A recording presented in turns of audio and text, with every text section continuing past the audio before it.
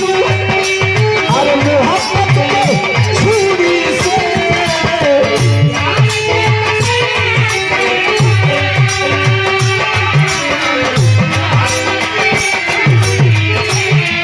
बोलने की बात हो।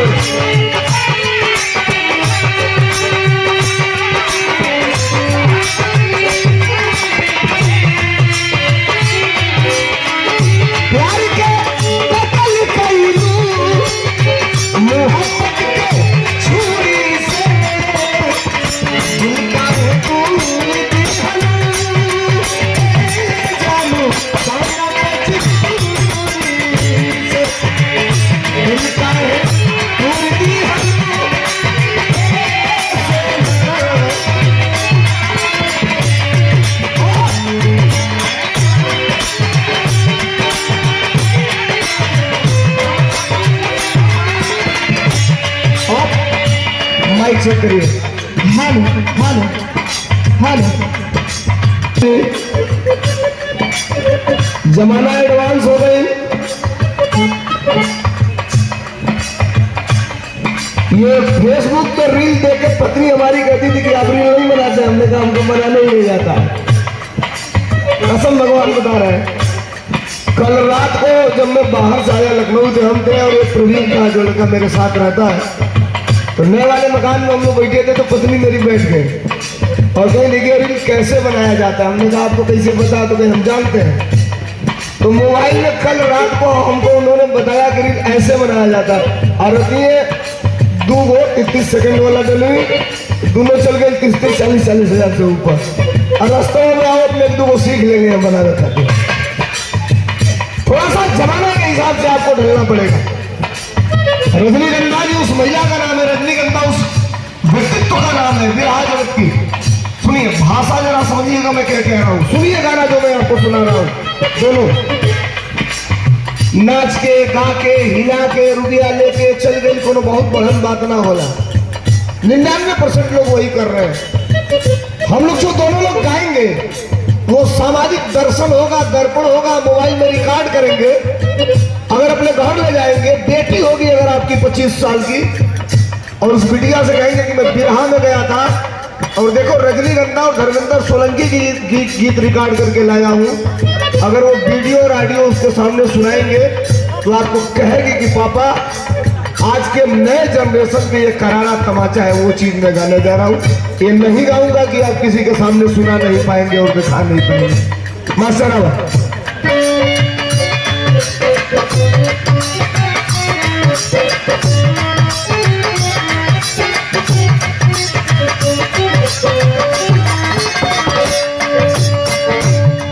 एक लाइन, अब तो नहीं खे जमाना, ये दोनों यानी अमन का सवाल जवाब समझा लो। अब तो नहीं खे जमाना ईमानदारी के। अच्छा लोग सुना था, लोग नीमन लगी, बढ़िया लगी, तब ताली बजा के गीत का सम्मान करी हो लोग। हमारा रजनीगंधा गाना गाना का सम्मान करी हो लोग। अब तो नहीं खे जमाना ईमानदारी के, अब तो नहीं खे जमाना ईमानदारी के। लोगों भूल जाता बात महतारी के।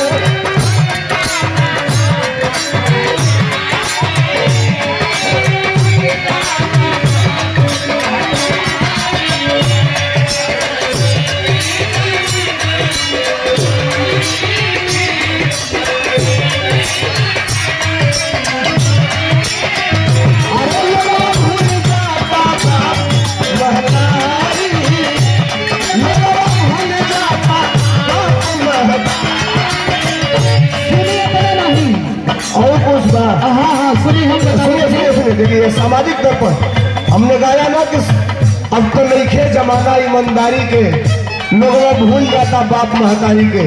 ठीक उसके आगे उसमें रजनीगंधा जी कुछ बताने जा रहे हैं। क्या सबके चस्का लागल बा बीमारी के, क्या बात, सबके चस्का लागल बा बीमारी के। लोगों भूल जाता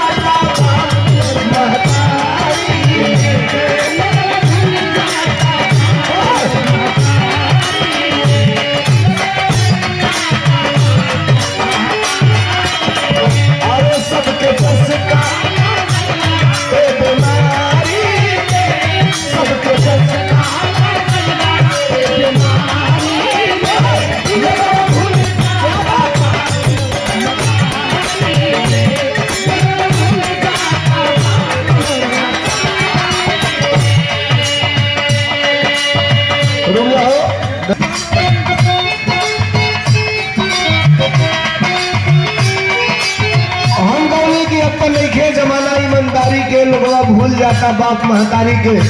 रजनीगंधा जी ने गाया कि ई त चस्का सबके चस्का लागल बा ये बीमारी के, लोगवा भूल जाता बाप महतारी के। आइए तने ना भाई सुना कैसे। प्यार में केहू के केहू से धोखा मिले,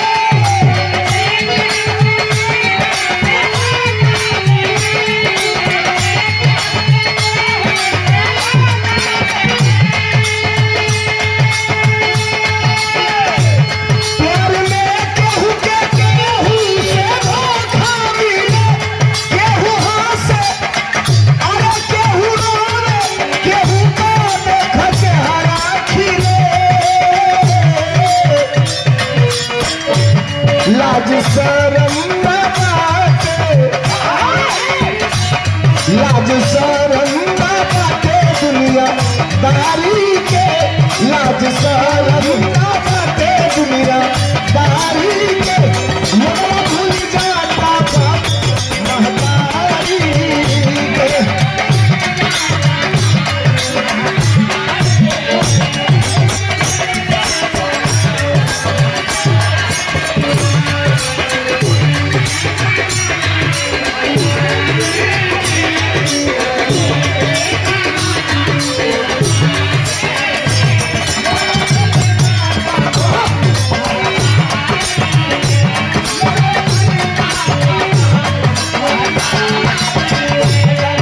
सुनी, हाँ बोलिए, हमार लाइन सुनी। बतावा। जमाना गजब आ गई। अच्छा कैसे? कैसे? देखा विश्वास में सर कलम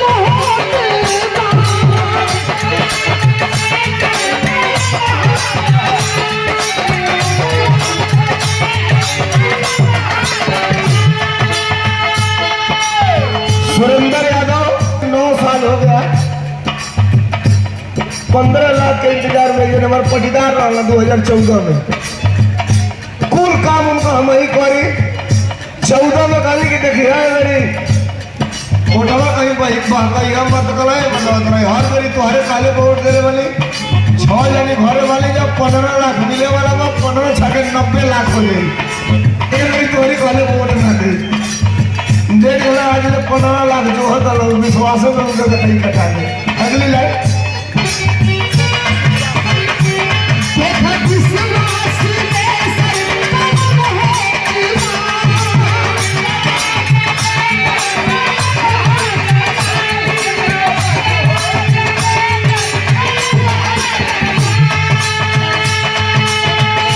झलने खुशी झलने में गम होता।